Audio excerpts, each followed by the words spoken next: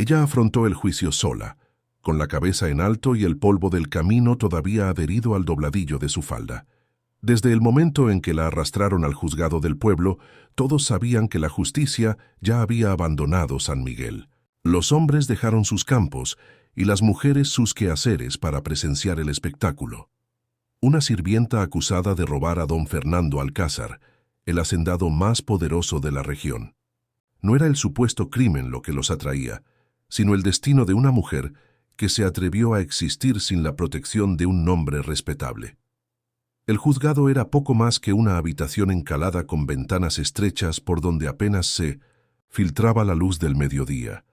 El polvo bailaba en los rayos de sol que caían sobre el estrado donde el juez Ortega, con su bigote impecablemente recortado y sus ojos cansados, golpeaba su mazo contra la mesa con impaciencia. El sudor perlaba su frente, mientras los espectadores se apretujaban en los bancos de madera, susurrando entre sí.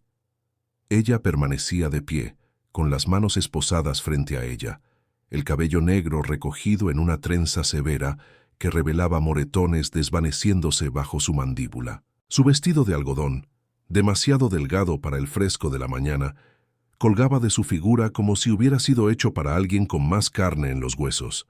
No miraba a nadie directamente, pero tampoco bajaba la vista. Sus ojos se fijaban en un punto indefinido en la pared del fondo. «Ella Mendoza», pronunció el juez, como si el nombre mismo fuera evidencia de culpabilidad. «Se le acusa de robar un collar de perlas propiedad de la familia Alcázar. ¿Cómo se declara?» El silencio se espesó. Nadie preguntó por qué una sirvienta que ganaba 3 pesos a la semana robaría algo que no podría vender sin que la descubrieran. Nadie mencionó que las perlas habían desaparecido meses atrás, pero la acusación surgió solo después de que don Fernando regresara de la capital con una esposa nueva y jovencita. «Inocente», respondió ella, su voz tan baja que el juez tuvo que inclinarse para escucharla. No agregó explicaciones ni súplicas. Un murmullo recorrió la sala. La esposa del panadero se inclinó hacia su vecina. Ni siquiera parece arrepentida. Un peón que antes le sonreía en la plaza ahora evitaba su mirada, y el alguacil que alguna vez le había ofrecido protección contra cualquier abuso ahora montaba guardia junto a la puerta como si ella fuera una criminal peligrosa. Don Fernando no estaba presente. No necesitaba estarlo. Su poder llenaba la sala, se respiraba en el aire viciado, se manifestaba en la rapidez con que el juez desestimó la solicitud de un aplazamiento para buscar testigos. «Procederemos ahora», dijo el juez, cerrando su libro, «al de leyes sin haberlo consultado realmente. Que se presenten los testigos de la acusación». Ella no mostró miedo, no imploró, no protestó. Observaba el proceso con la calma de quien ha aprendido que las tormentas deben ser soportadas, no combatidas. Conocía demasiado bien el verdadero crimen que había cometido. Existir en un mundo donde las mujeres como ella eran invisibles hasta que alguien necesitaba un culpable. La celda era poco más que un cubo de adobe con una pequeña ventana enrejada por donde se colaba el frío de la noche. Un catre de lona gastada ocupaba una esquina y un cubo de madera la otra. El olor a humedad y orina impregnaba las paredes que habían absorbido años de miedo y desesperación. Ella se sentó en el borde del catre, la espalda recta, como si estuviera en la sala de la hacienda esperando órdenes. Sus manos descansaban, quietas sobre su regazo, los nudillos blancos por la tensión que no permitía ver en su rostro. La luz de la luna dibujaba barras plateadas sobre el suelo de tierra apisonada, tan similares a las que proyectaban las ventanas de la habitación, de servicio en la hacienda, que por un momento el tiempo pareció plegarse sobre sí mismo. El ruido metálico de una llave la devolvió al presente. La puerta se abrió y entró María, la única guardia mujer de la cárcel. Llevaba un plato de frijoles y una tortilla. «Deberías comer algo», dijo, dejando el plato en el suelo junto al catre. Su voz tenía la aspereza de quien está acostumbrada a dar órdenes, pero sus ojos evitaban los de Ela. «Mañana será un día largo». Ella no respondió. Las palabras se habían convertido en lujo que no podía permitirse. En la hacienda había aprendido que hablar solo empeoraba las cosas. Las muchachas calladas duran más, decía doña Carmen, el ama de llaves, mientras le enseñaba a limpiar la plata sin dejar huellas. María suspiró y se arrodilló para dejar una manta doblada al pie del catre. ¿Por qué no te defiendes? Si tienes algo que decir, ahora es el momento. El silencio pesaba entre ellas. Finalmente, María se levantó y caminó hacia la puerta, deteniéndose un momento. Mi hermana trabajó allí antes que tú. Regresó a casa después de 6 meses con una marca de hierro en la muñeca. Dijo que se cayó contra la estufa. La puerta volvió a cerrarse y el eco del cerrojo resonó en la pequeña celda. Ella cerró los ojos. El recuerdo llegó como siempre, sin avisar. Las manos de don Fernando sobre sus hombros, la primera vez que la encontró sola en la biblioteca. Su aliento a brandy y tabaco, mientras le explicaba que las muchachas bonitas recibían mejores habitaciones, mejores tareas, si sabían ser agradecidas. La forma en que sus dedos se clavaban en su piel cuando se atrevió a dar un paso atrás. Luego vinieron las tareas imposibles, los castigos por errores que no había cometido. El día que rompió accidentalmente una taza de porcelana y don Fernando la obligó a recoger los fragmentos con las manos desnudas, observando cómo la sangre manchaba el mármol blanco. Para que aprendas a ser más cuidadosa, había dicho, guardando uno de los fragmentos ensangrentados en su bolsillo como quien guarda un recuerdo precioso. Después vino Sebastián y sus visitas nocturnas a las habitaciones de las sirvientas. La forma en que don Fernando miraba hacia otro lado. El día que encontró a Sebastián acorralando a Lucía, la niña de 14 años que acababa de llegar de un pueblo aún más pequeño que San Miguel. La forma en que ella la había protegido, pagando después el precio en su propia piel. Y luego el collar, ese maldito collar que nunca tocó. Un ruido sutil junto a la ventana interrumpió sus pensamientos. Levantó la mirada y por un instante creyó ver el contorno de un sombrero contra la luna. Luego, nada. Solo el viento y el aullido distante de un perro. El segundo día amaneció sin misericordia. El calor se acumulaba bajo el techo de tejas del juzgado como una manta asfixiante, haciendo que los espectadores se abanicaran con sombreros y pañuelos. Habían llegado incluso más personas que el día anterior, algunas desde pueblos vecinos, atraídas por los rumores de la sirvienta ladrona y su juicio inevitable. Ella ocupó el mismo lugar, con el mismo vestido, aunque ahora una fina capa de polvo carcelario había reemplazado al de la hacienda. Sus ojos mostraban sombras de una noche sin sueño, pero su postura seguía intacta, ese orgullo silencioso que tanto irritaba a sus acusadores. El murmullo de la sala se apagó cuando la puerta lateral se abrió.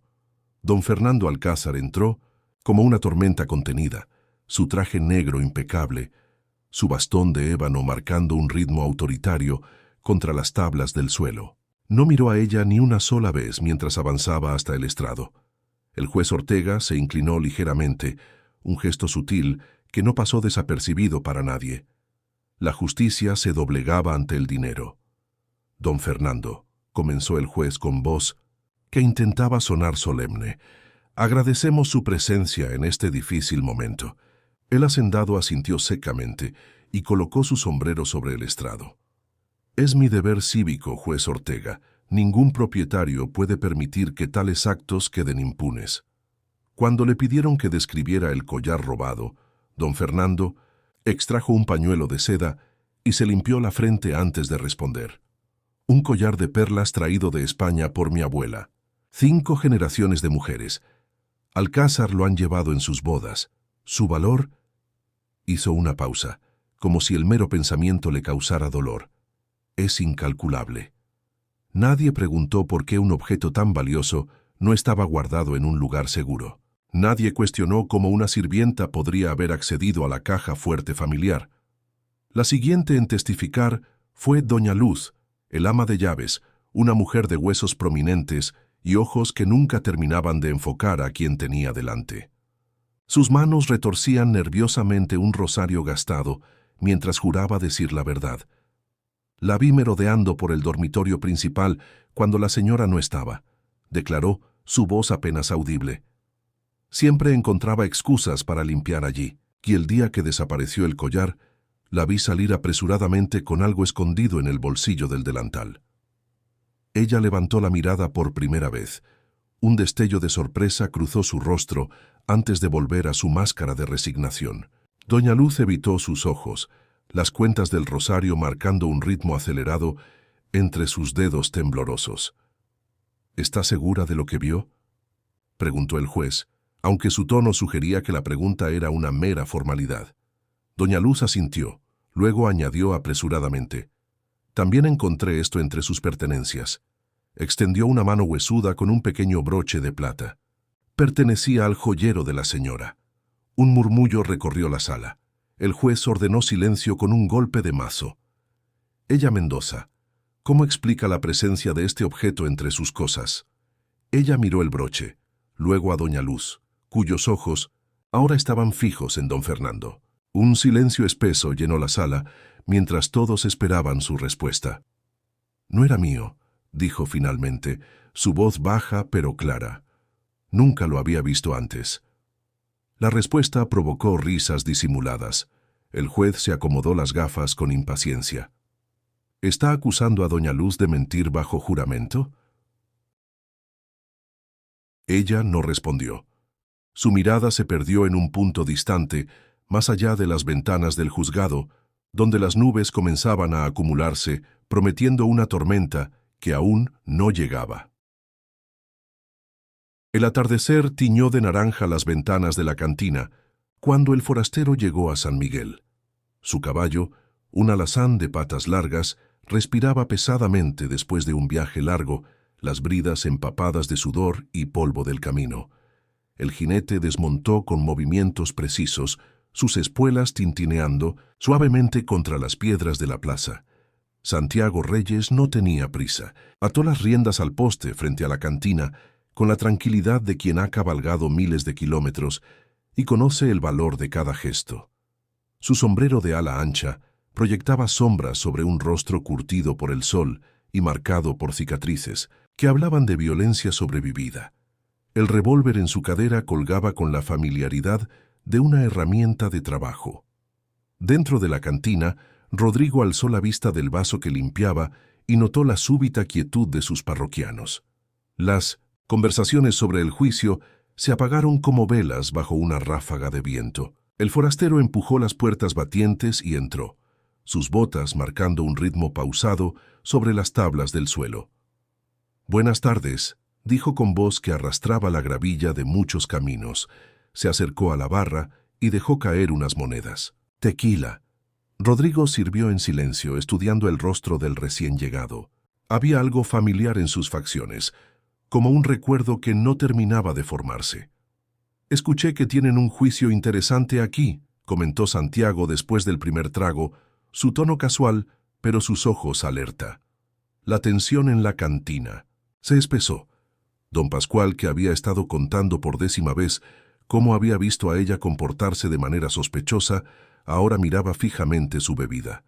«Solo justicia llevándose a cabo», murmuró alguien desde una mesa del rincón.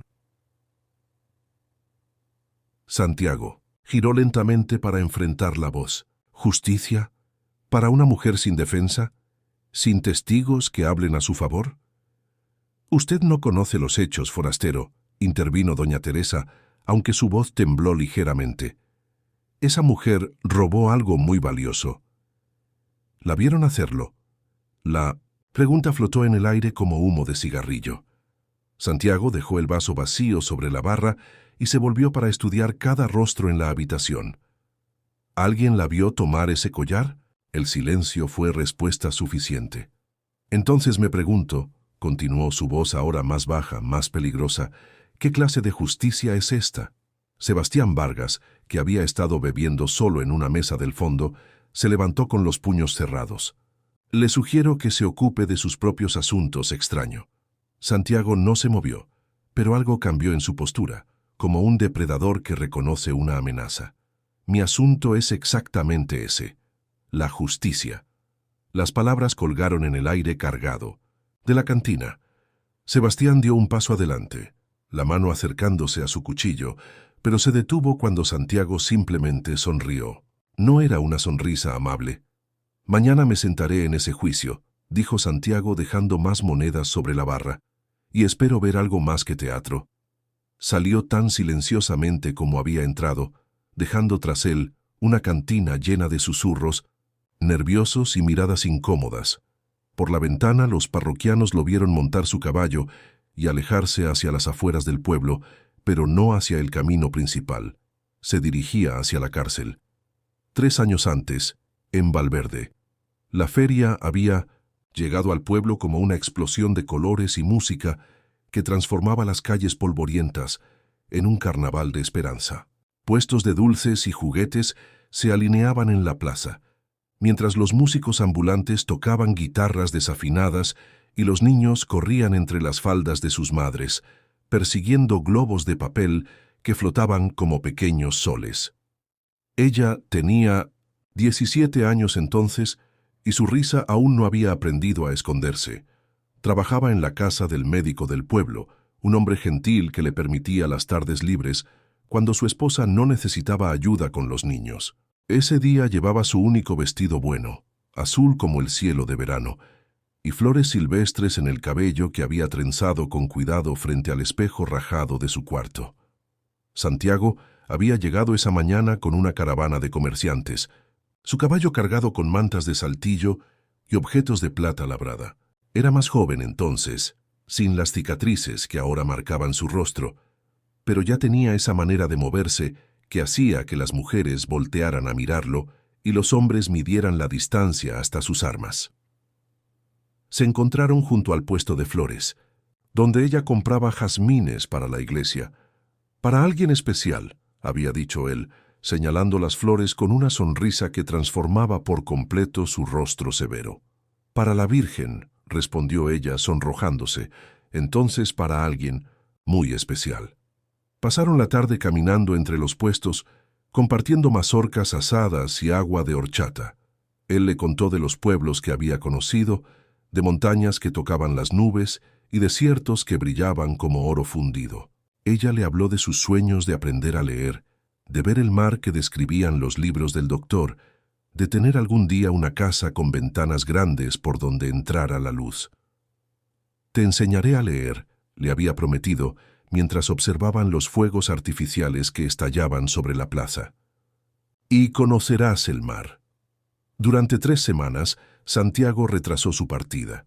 Cada tarde se encontraban en secreto junto al río, donde él cumplía su promesa. Con un palo dibujaba letras en la arena, mientras ella trazaba con el dedo las palabras que aprendía a formar. Su nombre fue lo primero que escribió completo: Ella Mendoza, las letras temblorosas pero reales, como si finalmente existiera de verdad. La última noche antes de que Santiago debiera partir, se hicieron promesas junto a las estrellas. Él regresaría en 6 meses, después de vender su mercancía en la capital. Se casarían en la iglesia del pueblo y ella lo acompañaría en sus viajes. Pero don Fernando había estado observando. Lo había visto todo desde las ventanas de 1960, la casa grande donde se hospedaba durante sus visitas de negocios al pueblo. La muchacha, que le había llamado la atención desde su llegada, ahora tenía dueño, y eso no le convenía a sus planes. La mañana siguiente, Santiago despertó en Mintos Ingenuos, la cárcel, acusado de robar ganado. Para cuando las acusaciones se demostraron falsas y fue liberado, ella había desaparecido. El doctor le dijo que la había despedido por comportamiento impropio. Los vecinos murmuraban que se había ido con un comerciante hacia el sur. Santiago la buscó durante meses, pero don Fernando había sido meticuloso. Todos los rastros llevaban a callejones sin salida, a pueblos donde nadie la recordaba, a historias que se desvanecían como el humo. Hasta ahora. El tercer día amaneció con el peso de la inevitabilidad. El juzgado se había llenado hasta los pasillos, como si todo San Miguel hubiera venido a presenciar el final de la historia que ya conocían de memoria. Comerciantes cerraron sus puestos, mujeres abandonaron sus quehaceres, y hasta los niños fueron traídos para que vieran cómo se hacía justicia en su pueblo. Ella ocupó su lugar por última vez, las esposas ahora innecesarias porque ya no había lugar a donde huir. Su vestido, lavado la noche anterior por la Guardia María, colgaba limpio pero arrugado como una mortaja preparada con cuidado. Sus ojos, vaciados por 3 días de testimonios falsos y esperanzas muertas, se fijaron en sus manos entrelazadas. El juez Ortega carraspeó, ajustándose los lentes con la solemnidad de quien estaba a punto de cumplir un deber desagradable pero necesario. El mazo descansaba junto a su mano derecha, esperando sellar un destino que se había decidido mucho antes de que el primer testigo abriera la boca. Después de revisar cuidadosamente la evidencia presentada, comenzó, su voz llenando cada rincón del salón abarrotado. Este tribunal encuentra a Ella Mendoza culpable del robo de... El rugido de las puertas del fondo interrumpió sus palabras como un trueno que parte el cielo en dos. Todas las cabezas se volvieron hacia el sonido que resonó por el edificio con una autoridad que nadie esperaba. Las bisagras gimieron bajo el peso de quien las empujaba, y un silencio mortal cayó sobre la muchedumbre.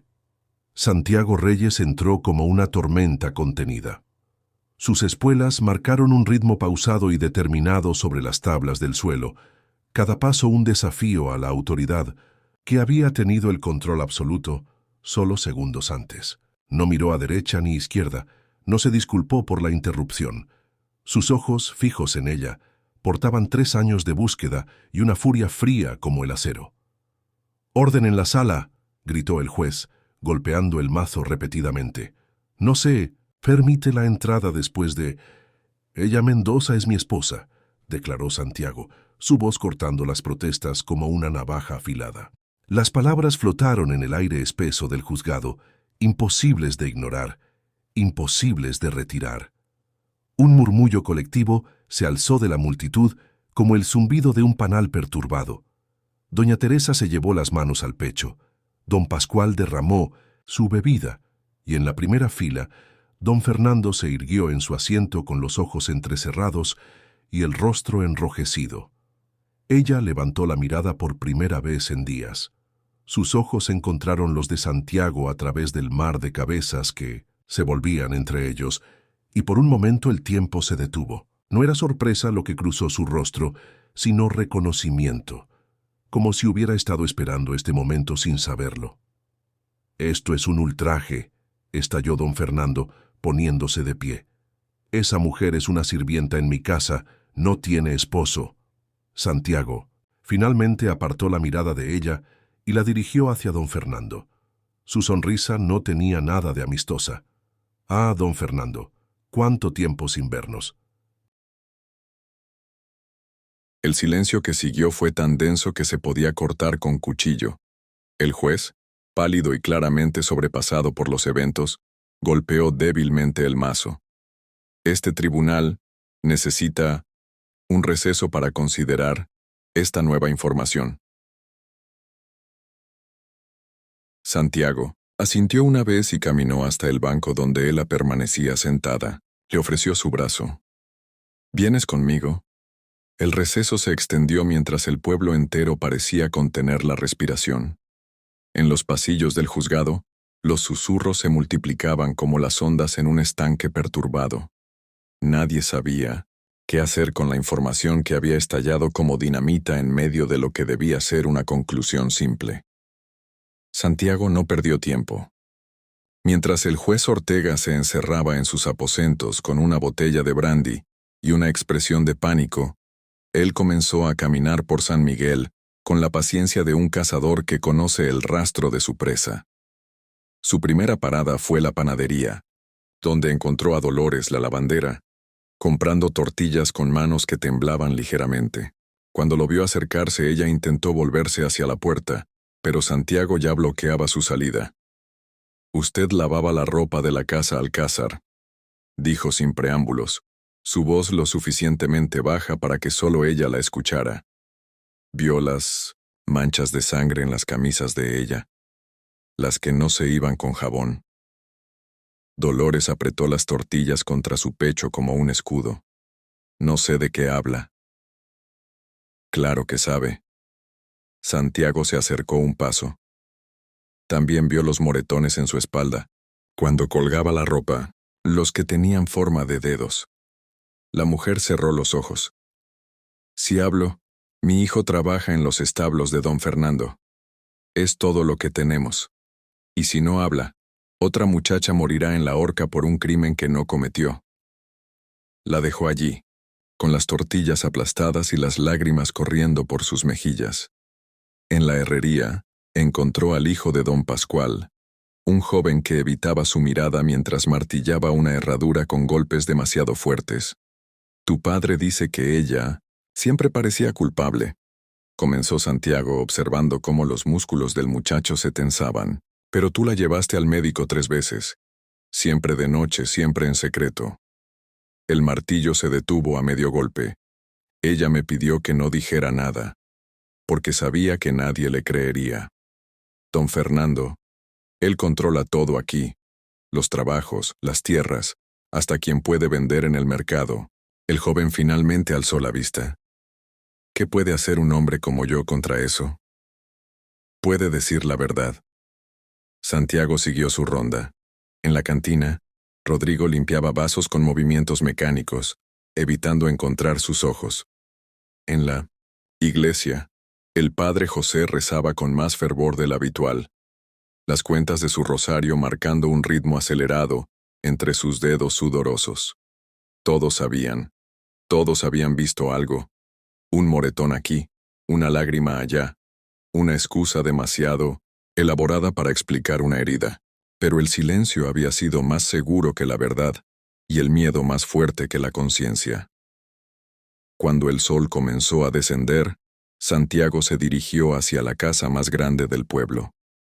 Don Fernando lo esperaba en su estudio, rodeado de libros que nunca leía y retratos de antepasados que lo miraban con desaprobación desde marcos dorados. ¿Cree que puede venir aquí y destruir todo con mentiras?, gruñó don Fernando sin levantarse de su escritorio. Santiago se quitó el sombrero y lo dejó sobre una silla de cuero. No son mentiras, y usted lo sabe mejor que nadie. Esa mujer es una ladrona, una sirvienta sin honor. Esa mujer, replicó Santiago, su voz ganando un filo peligroso, es mi esposa, y usted la robó de mí hace 3 años con las mismas mentiras que usa ahora. El silencio se espesó entre ellos como la niebla antes de la tormenta. La medianoche había caído, sobre San Miguel, como una manta negra cuando Santiago se deslizó por las sombras hacia la hacienda Alcázar. La luna nueva ofrecía la oscuridad perfecta para lo que necesitaba hacer, aunque cada paso sobre la grava le sonaba como disparos en el silencio sepulcral de la noche. Don Fernando había partido esa tarde hacia la capital, según le informó, un peón en la cantina, llevándose a Sebastián y a la mitad de sus hombres. Una emergencia de negocios, había dicho, pero Santiago sabía que era una huida estratégica. El hacendado no tenía intención de enfrentar más preguntas incómodas. La puerta trasera de la casa grande se abrió sin ruido bajo sus manos expertas. Había aprendido muchas habilidades en sus años de búsqueda, no todas ellas legales. Sus botas encontraron el camino hacia el estudio de don Fernando, guiadas por la memoria y el instinto, evitando las tablas que crujían y los obstáculos que podrían delatarlo. Una vela encendida en el escritorio lo detuvo en seco. Una figura pequeña y encorvada se movía entre las sombras, revisando documentos con manos temblorosas. Doña Luz, murmuró Santiago, y la mujer se sobresaltó como un gato asustado. Por favor, no me haga daño, susurró, apretando contra su pecho lo que parecía ser una carta. Solo estaba ayudando, completó Santiago, acercándose lentamente. Igual que yo. Los ojos de la mujer se llenaron de lágrimas. Él me obligó a mentir. Dijo que si no declaraba en su contra, despediría a mi sobrina y a su esposo. Son lo único que me queda en este mundo. Santiago asintió. En sus viajes había visto demasiadas veces cómo el poder corrompía no solo a quien lo ejercía, sino también a quienes lo padecían, forzándolos a volverse cómplices de su propia desgracia. ¿Qué encontró?, preguntó, señalando la carta. Doña Luz se la extendió con manos que no dejaban de temblar.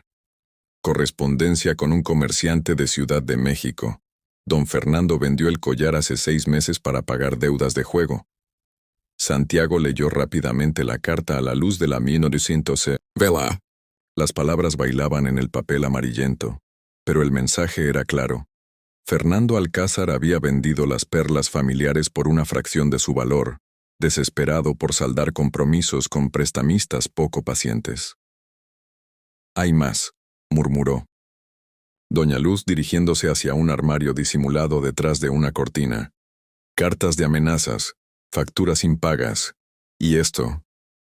Le entregó un pequeño cofre de madera que Santiago reconoció inmediatamente. Era el joyero personal de la nueva esposa de don Fernando, el mismo del que supuestamente había desaparecido el broche que apareció mágicamente entre las pertenencias de ella. Dentro, reluciendo como una acusación, estaba no solo el broche, que había sido usado como evidencia, sino también un anillo de rubíes y una cadena de oro que nunca habían sido reportados como robados. Ella nunca tocó estas cosas, susurró doña Luz. Ni siquiera sabía que existían. Don Fernando las guardaba aquí después de venderlas en secreto, y luego las reponía con imitaciones baratas. Un ruido en el pasillo las hizo congelarse. Pasos pesados se acercaban al estudio, acompañados de voces masculinas que Santiago reconoció. Don Fernando había regresado antes de lo esperado y no venía solo. «La ventana», susurró doña Luz, señalando hacia las cortinas. «Rápido». Santiago guardó las cartas en su chaqueta y tomó el cofre. «Venga conmigo». «No puedo. Si me encuentra aquí, si se queda estará perdida de cualquier manera». Los pasos se detuvieron frente a la puerta del estudio. Una llave giró en la cerradura. El sol de la mañana se filtraba a través de los vitrales de la iglesia de San Miguel, pintando el suelo de mármol con manchas de luz dorada y azul. El padre José había aceptado abrir las puertas del templo, cuando el juzgado se volvió demasiado pequeño para contener no solo a los espectadores, sino también a la verdad que finalmente pugnaba por salir. Los bancos de madera se llenaron, con una solemnidad diferente a la de los días anteriores. Ya no había el aire festivo de quienes venían a presenciar un espectáculo.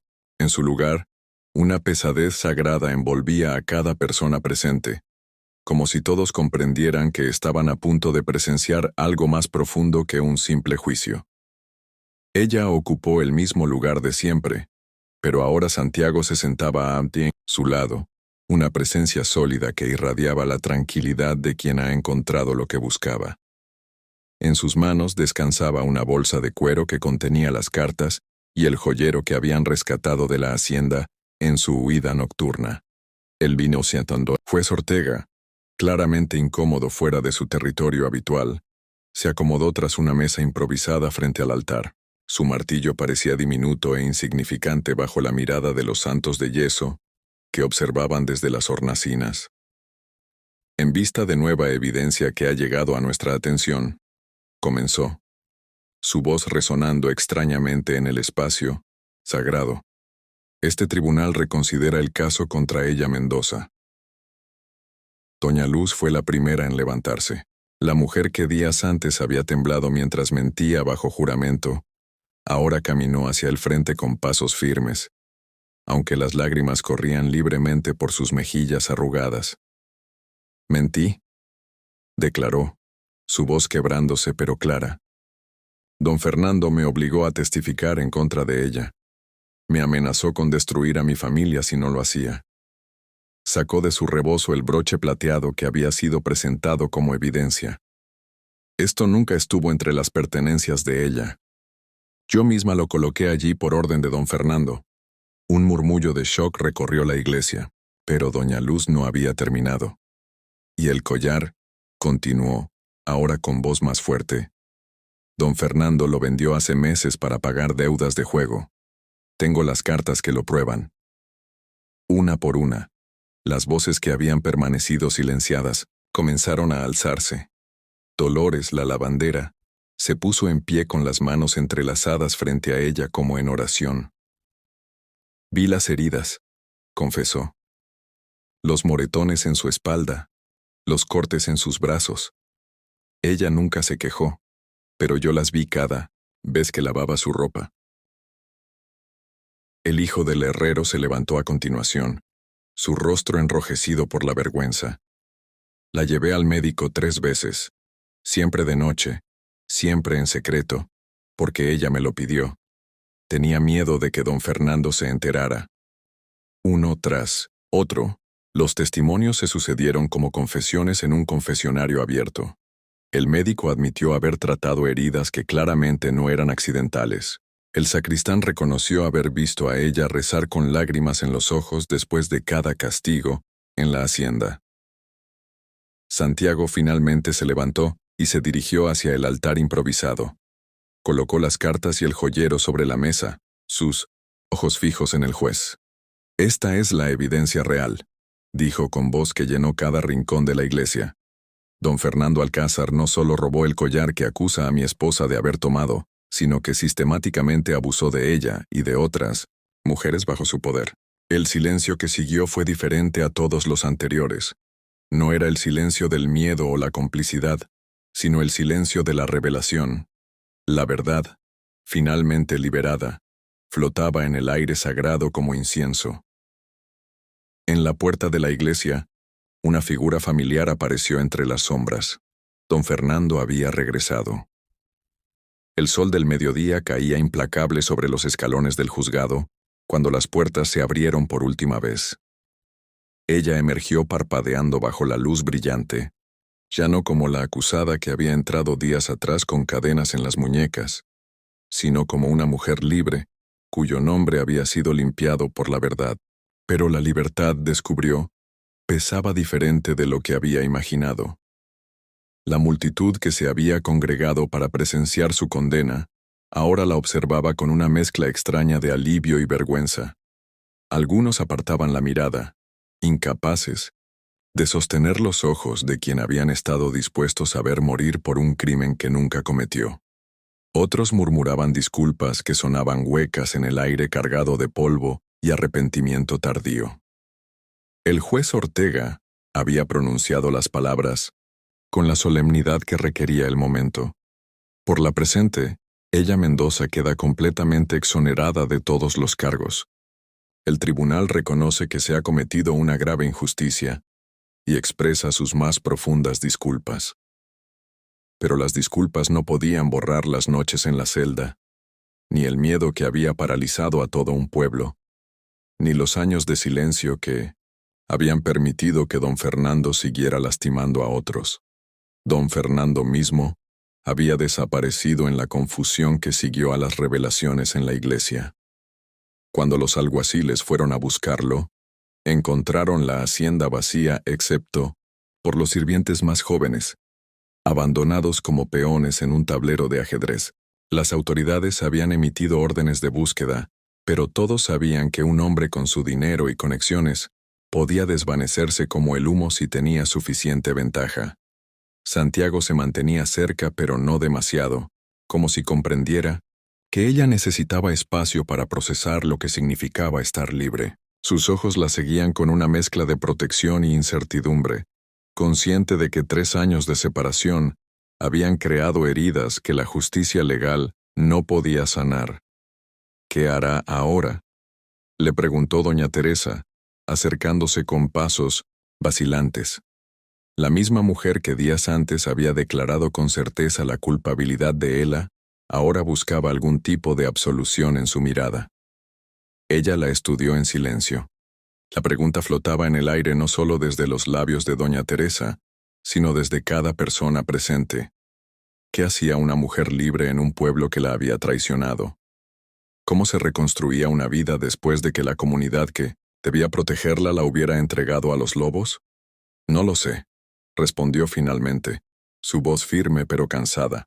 Era la primera vez en días que hablaba desde un lugar de elección y no de supervivencia. Santiago se acercó entonces, quitándose el sombrero como había hecho tantas veces en sus encuentros junto al río, años atrás. El camino está abierto, dijo simplemente, para donde quieras ir. Ella miró hacia la plaza donde había trabajado, hacia la iglesia donde había rezado por salvación, hacia las calles por las que había caminado con la cabeza baja durante tanto tiempo. San Miguel se extendía ante ella como un libro cuyas páginas conocía de memoria, pero que ya no tenía ganas de seguir leyendo. ¿Y tú?, preguntó, sus ojos encontrando los de él por primera vez desde que había pronunciado las palabras que la habían salvado. ¿Tu camino también está abierto? Santiago sonrió, y por un momento fue de nuevo el joven que le había enseñado a escribir su nombre en la arena. Siempre lo ha estado. Solo estaba esperando saber hacia dónde. La posada, la esperanza, se alzaba como un refugio inesperado, al borde del camino que llevaba hacia el norte, sus paredes encaladas teñidas de oro por el sol que se despedía lentamente del horizonte. Habían cabalgado en silencio durante horas, dejando que el ritmo constante de los cascos de los caballos fuera la única conversación entre ellos, como si las palabras necesitaran tiempo para encontrar su lugar después de tantos años de ausencia. Ella desmontó sin ayuda, sus movimientos seguros pero cautelosos. El vestido que había llevado durante el juicio había sido reemplazado por ropa de viaje que Santiago había conseguido de alguna manera. Una falda práctica de lana azul y una blusa de algodón blanco que le daba un aire de libertad que no había tenido en años.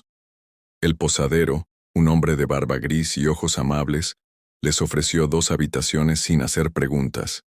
En estos caminos, había aprendido que la gente viajaba por muchas razones, y las mejores eran aquellas que no requerían explicaciones. Se sentaron en el pequeño comedor bajo la luz dorada de las velas, compartiendo un plato de carne guisada y tortillas calientes. Era la primera comida que él disfrutaba realmente desde que podía recordar, no por el sabor, sino por la libertad de comerla sin prisa, sin miedo, sin la sensación de que cada bocado podría ser el último. No tienes que decidir nada esta noche, dijo Santiago, rompiendo finalmente el silencio que había sido cómodo pero cargado de preguntas no formuladas. Ni mañana, ni la semana que viene. Ella levantó la mirada de su plato, estudiando el rostro que había aprendido a leer años atrás junto al río, ahora marcado por el tiempo y la búsqueda, pero esencialmente el mismo. ¿Y si nunca estoy lista?, preguntó, su voz suave pero directa. ¿Y si el daño es demasiado profundo? Santiago se inclinó hacia adelante, pero no para acercarse a ella, sino para que pudiera ver sus ojos claramente. Entonces tendré que aceptarlo. No vine aquí para reclamar algo que ya no existe. Vine porque era lo correcto. Las palabras flotaron entre ellos como una promesa y una liberación al mismo tiempo. Ella sintió algo que no había experimentado en años, la sensación de que su respuesta, cualquiera que fuera, sería respetada. Necesito aprender a ser yo misma otra vez, murmuró, sus dedos jugando con el borde de la taza de té. Sin miedo, sin vergüenza, sin estar siempre esperando el próximo golpe. Eso puedo entenderlo. Ella sonrió por primera vez en tanto tiempo que había olvidado cómo se sentía usar esos músculos. ¿Te enseñé alguna vez a escribir tu nombre? Santiago rió suavemente, una risa que venía desde algún lugar profundo y sanador. Creo que eso fue al revés.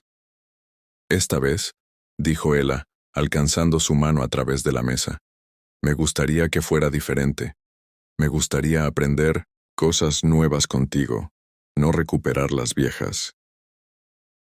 Sus dedos se tocaron brevemente, una conexión que no exigía nada más que el momento presente. Afuera, las primeras estrellas comenzaron a aparecer en un cielo que se oscurecía gradualmente, prometiendo un mañana que por primera vez en años no la llenaba de terror. Entonces, dijo Santiago, empecemos de nuevo. En la posada La Esperanza, bajo un techo que había acogido a muchos viajeros en busca de un nuevo comienzo, Dos almas encontraron no el final de su historia, sino el primer capítulo de una nueva, y por primera vez, ella escribiría las palabras ella misma.